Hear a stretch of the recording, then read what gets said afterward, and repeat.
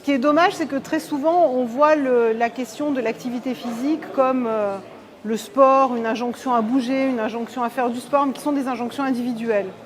Le problème, c'est que dire aux gens ce qu'il faut qu'ils fassent sans qu'ils aient le temps ou l'espace pour le faire, ça crée une forme de dissonance cognitive qui va faire que la personne se dit « oui, je devrais faire ça », mais je ne peux pas parce que je n'ai pas le temps et je n'ai pas l'espace de le faire.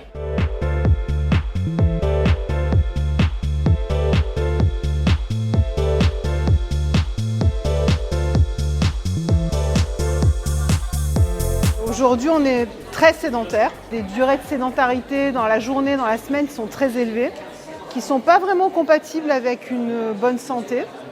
Donc l'idéal, c'est effectivement d'essayer de passer le moins de temps possible sédentaire, mais pour ça, il faut aussi que notre environnement soit organisé pour ça. Notre temps de travail doit être organisé pour ça.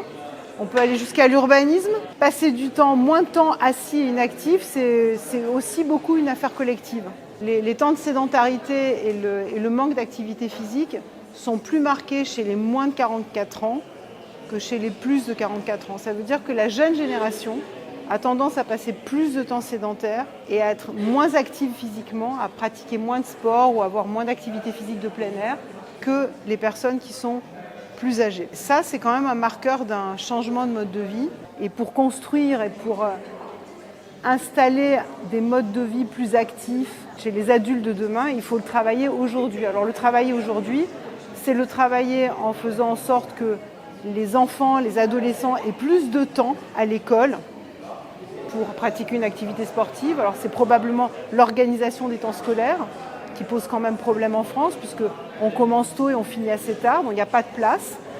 L'augmentation du nombre d'heures d'éducation physique, parce que bouger, faire du sport, c'est une chose, mais ça s'apprend aussi.